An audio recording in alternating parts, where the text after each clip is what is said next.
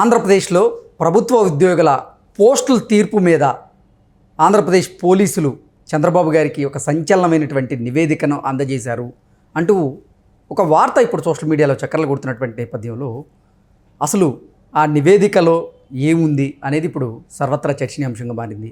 ఈ నేపథ్యంలో ఈ అంశం మీద మనతో చర్చించేందుకు ప్రముఖ రాజకీయ విశ్లేషకులు నిమ్మగడ్డ సీతారత్న కుమారి గారు మనతో ఉన్నారు. మేడంతో మాట్లాడదాం. మేడం నమస్తే. మేడం నమస్తే అండి.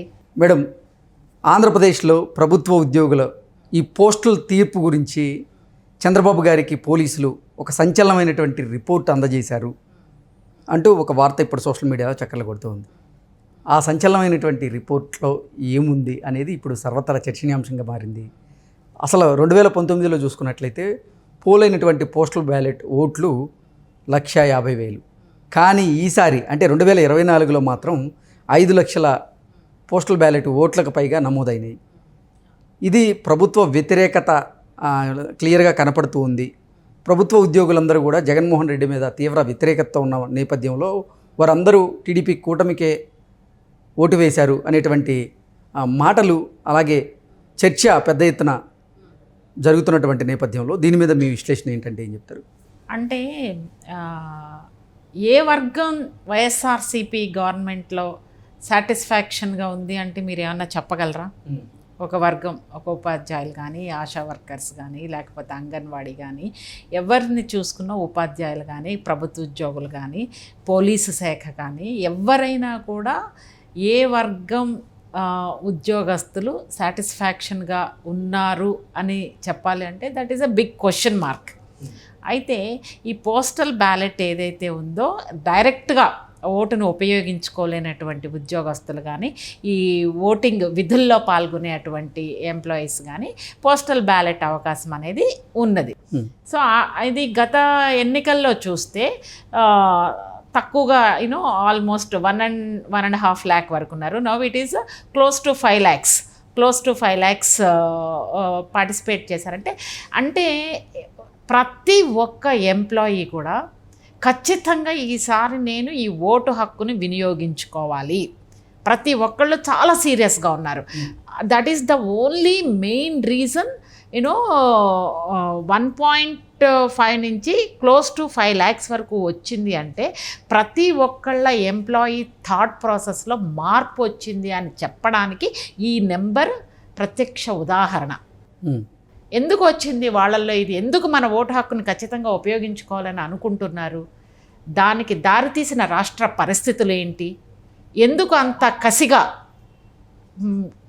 కోరుకుంటున్నారు వాళ్ళు ఓటు వేయాలి అని ఆలోచిస్తే కనుక గత 5 సంవత్సరాల నుంచి కూడా జగన్మోహన్ రెడ్డి గారు ఎవరైతే ఈ గవర్నమెంట్ ఉద్యోగస్తులు ఉన్నారో, ఎవరైతే టీచర్స్ ఉన్నారో, లేకపోతే ఎవరైతే వివిధ వర్గాలకి చెందినటువంటి ఎంప్లాయీస్ ఉన్నారో, ఏ ఒక్క వర్గం కూడా వాళ్ళ శాఖలో సాటిస్ఫాక్షన్గా పనిచేసిన సందర్భాలు లేవు. ఒకటి. రెండోది ఏంటంటే అవినీతి పెచ్చరిల్లింది. దానికి కారణం ఎంప్లాయీస్ అని కూడా మనం చెప్పలేము. వైఎస్ఆర్సీపీ అధికారంలో ఉంది, పైనుంచి వచ్చే ఇన్స్ట్రక్షన్స్ తోటి కింద వాళ్ళు భయంతోటో లేకపోతే ప్రలోభాలకో దేనికన్నా అవ్వనివ్వండి కానీ తల వంచాల్సినటువంటి పరిస్థితిని తీసుకొచ్చారు.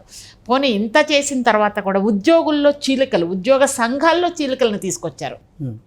ఒక వర్గం చిత్తశుద్ధితో ఎంప్లాయీస్ గురించి మాట్లాడుతుంటే అందులో చీలికలు తీసుకొచ్చి లోబరుచుకొని మళ్ళీ ఎంప్లాయీస్కి వ్యతిరేకంగా ప్రభుత్వానికి ఫేవర్గా మాట్లాడే సిచ్యువేషన్ని తీసుకొచ్చారు. అంటే ఇన్ని లక్షల మంది ఉన్నటువంటి ఎంప్లాయీస్కి తెలీదా ఏం జరుగుతుంది అనేది? వాళ్ళకి పెంచే ఫిట్మెంట్ కానీ, వాళ్ళకి పెంచేటువంటి శాలరీస్లో కానీ ప్రతి దాంట్లో కూడా కోత విధించారు. ఇవ్వాల్సిన టైంలో ఇవ్వకపోవడం, రిటైర్మెంట్ బెనిఫిట్స్ ఇవ్వకపోవడం, ప్రతి ఒక్కళ్ళు రిటైర్మెంట్ అయ్యే టైంకి వాళ్ళ పిల్లల పెళ్ళిళ్ళలో ఉద్యోగరీత్యా బయటికి వెళ్తే పిల్లలకి సపోర్ట్ చేయడమో, ఎడ్యుకేషన్ కోసమో they have their own plans కదా, అవన్నిటికీ కూడా అడ్డుకట్ట వేశారు. జీతాలు ఇవ్వలేని సిచ్యుయేషన్లో ఉన్నటువంటి జగన్మోహన్ రెడ్డి గారి ప్రభుత్వం 60 ఏళ్ళు 62 ఏళ్ళు ఇలా పెంచుకుంటూ వెళ్తున్నారు. అంటే మీరు ఏం చేస్తున్నారు అసలు? అంటే నెక్స్ట్ లెవెల్ యూత్కి ఎంప్లాయ్మెంట్ క్రియేట్ చేయరా? ఉన్నవాళ్ళని 60, 62 అలా పెంచుకుంటూ వెళ్తే ఎంప్లాయ్మెంట్ పైనుంచి వెళ్తూ ఉంటేనే కదా కింద కొత్త రక్తం వచ్చేది. అది అంతా వదిలేసి మీరు డబ్బులు కట్టలేని సిచ్యుయేషన్లో డబ్బులన్నీ మీరు రెవెన్యూ జనరేట్ చేయకుండా అప్పులు తెచ్చేసి అప్పులు తెచ్చినవన్నీ కూడా మీరు సంక్షేమ కార్యక్రమాలకి వాడటం వలన రాష్ట్రం అధోగత పాలైంది. ఈ రోజున జీతాలు 1 తారీఖున ఇవ్వలేని పరిస్థితి. ఇవన్నీ కూడా ఈ ఎంప్లాయీస్కి తెలుసు ఏం జరుగుతుందో. ఇంకొక ఇంపార్టెంట్ విషయం ఏంటంటే, ఒక శాఖకి ఏమన్నా ఫండ్స్ వస్తే కనుక ప్రతి దాంట్లో గవర్నమెంట్ రాష్ట్ర ప్రభుత్వాలు ఖర్చు పెట్టే ఖర్చులో కొంత భాగం సెంట్రల్ నుంచి వస్తుంది. అన్ఫార్చునేట్ ఏంటంటే సెంట్రల్ నుంచి వచ్చే నిధుల్ని ఈ రాష్ట్ర ప్రభుత్వం తను జగన్మోహన్ రెడ్డి గారు సొంతంగా చేస్తున్నట్టు చెప్పుకుంటున్నారు. భారతీయ జనతా పార్టీ చెప్పుకోలేకపోతుంది. సెంట్రల్ నుంచి వచ్చే నిధుల్ని కూడా తన సొంత నేనే చేయించుతున్నాను అని జగన్మోహన్ రెడ్డి గారు అన్ని స్కీమ్స్ని చెప్తున్నారు. రైతులకు ఇచ్చే దాంట్లో కూడా సెంట్రల్ ఇది ఉంది, విద్యకి ఇచ్చే దాంట్లో కూడా ఇది ఉంది, ప్రతి ఏరియాలో సెంట్రల్ షేర్ ఉంది. సో మీరు ఇవి అన్నీ కూడా వాళ్ళ శాఖకి ఫండ్స్ ఏమైనా వచ్చినాయి అనుకోండి, ఆ శాఖ కార్యదర్శికే తెలియకుండా, లేదంటే ఏమో జస్ట్ నార్మల్ ఇన్ఫర్మేషన్ ఉంటుందేమో, అందులో నుంచి డబ్బులు ఇమ్మీడియట్గా డైవర్ట్ చేయడం. ఒక శాఖకి కొంత ఫండ్ వచ్చింది అనుకోండి, ఆ ఫండ్ని వాళ్ళకి తెలియకుండానే వాళ్ళకి వచ్చింది తెలియదు, వెళ్ళింది తెలియదు, వేరే కార్యక్రమాలకి వాడతాం. ఇవన్నీ ఎంప్లాయీస్కి తెలుస్తాయి కదా అసలు ఎందుకంటే ఇలాంటి సిచ్యుయేషను ఇంతకు ముందెన్నడూ చూడని పరిస్థితిని ఈ 5 సంవత్సరాల్లో వీళ్ళందరూ చూశారు. అంటే బయట ప్రజల కన్నా కూడా ఉద్యోగస్తులకి లోపల ఏం జరుగుతుందో తెలుసు. లోపల ఎలాంటి నిర్ణయాలు తీసుకుంటున్నారు, ఎలాంటి డెసిషన్స్ తీసుకుంటున్నారు. ఎందుకంటే ప్రభుత్వాన్ని నడిపించడంలో ఉద్యోగుల పాత్ర అత్యంత కీలకం. వాళ్ళు తిరుగుబాటు చేస్తే ప్రభుత్వాలు ఇరకాటంలో పడతాయి. అటువంటి ఉపాధ్యాయులు కానీ ఉద్యోగులు కానీ ఏ వర్గమైనా కూడా ఈ రోజున హైలీ డిస్సాటిస్ఫాక్షన్ తోటి ప్రభుత్వం మీద ఉంది. ఇటువంటి సందర్భంలో 1.5 నుంచి క్లోజ్ టు 5 lakhsకి వెళ్ళిందంటే డెఫినెట్గా మనం ఇప్పుడున్నటువంటి గవర్నమెంట్ మీద వ్యతిరేకత లాగానే భావించాల్సి వస్తుంది. అందుకే అంటే ఇక్కడ ఏమి నివేదిక ఇచ్చారు అని మనం ఎలా గెస్ చేయొచ్చు అంటే, ఒకవేళ ఈ చంద్రబాబు నాయుడు గారికి నివేదిక ఇచ్చారు అంటే ఒకవేళ ఆయన మీద నెగిటివ్ ఇంపాక్ట్ ఉంటే వెళ్ళి ఇస్తారా అండి?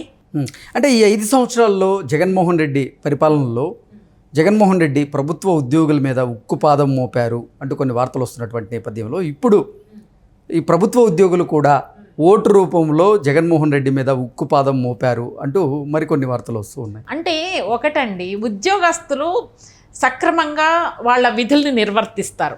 ఎవరో కొద్దిమంది ప్రలోభాలకి స్వప్రయోజనాలకి గురి అయ్యి వైఎస్ఆర్సీపీకి సపోర్ట్ చేస్తారేమో, కానీ వాళ్ళని ఈ రోజున ప్రభుత్వం మీద వాళ్ళు చాలా కోపంగా ఉన్నారు. వాళ్ళకి రావాల్సిన డబ్బులు ఏవి ఇవ్వాల్సినవి ఏవి ఇవ్వాల, ఎర్న్ లీవ్ కానీ లాంగ్ లీవ్స్ కానీ సో మెనీ బెనిఫిట్స్ ఉంటాయి. వాళ్ళకన్నీ ఇవ్వకుండా పక్కన పెట్టేశారు నిధులు లేక. సో ఇవన్నీ వీళ్ళందరికీ తెలుసు కాబట్టి ఏంటంటే ప్రభుత్వం మీద వ్యతిరేకత వలన ఈ రోజున వాళ్ళు ముందుకొచ్చి వాళ్ళ పోస్టల్ బ్యాలెట్ ఓటు హక్కును వినియోగించుకుంటున్నారు. నాకు తెలిసి ఇది ఫేవర్గా ఉండబట్టే ఏమన్నా ఇన్ఫర్మేషన్ నివేదికలో ఇచ్చి ఉండొచ్చు. లేదు అంటే నెగిటివ్ ఇంపాక్ట్ ఉందనుకోండి, వెళ్ళి ఇవ్వడానికి భయపడతారు. మనకెందుకు, మీరు గెలుస్తున్నారు అంటే నేను వచ్చి చెప్తా, మీరు ఈరోజు కృష్ణ మీరు గెలుస్తున్నారు అని నేను వచ్చి చెప్తా. మీరు ఓడిపోతున్నారని నాకు పక్కా ఇన్ఫర్మేషన్ నాకు ఉందనుకోండి, ఎందుకు చెప్పి మిమ్మల్ని బాధ పెట్టాలి? ఆయనే తెలుసుకుంటారు రిజల్ట్ వచ్చిన తర్వాత. గెలుస్తారా అని ఇన్ఫర్మేషన్ ఉంటే ఓకే, మీరు గెలుస్తున్నారండి, లెట్ us సెలబ్రేట్ అని అంటాం. సో అందులో మనము ఏమని మనం గెస్ చేయొచ్చు అంటే డెఫినెట్గా వైఎస్ఆర్సీపీ పార్టీకి వ్యతిరేకంగా ఉన్నారు అని చెప్పగలం. Okay, forget about favour, TDP, Janasena ఇవన్నీ పక్కన పెడితే ప్రభుత్వం మీద, ప్రభుత్వం తీసుకున్నటువంటి నిర్ణయాల మీద, ప్రభుత్వం తీసుకున్న చర్యలు, ఎస్పెషల్లీ ఎంప్లాయీస్ మీద తీసుకున్న చర్యల వలన కానీ ఏమన్నా అవ్వనివ్వండి కానీ వైఎస్ఆర్సీపీ గవర్నమెంట్ మీద చాలా వ్యతిరేకత ఉంది. ఆ వ్యతిరేకత రేపు ఓటు రూపంలో ప్రతిఫలిస్తుంది. That is the only reason increase from 1.5 to 5 lakhs.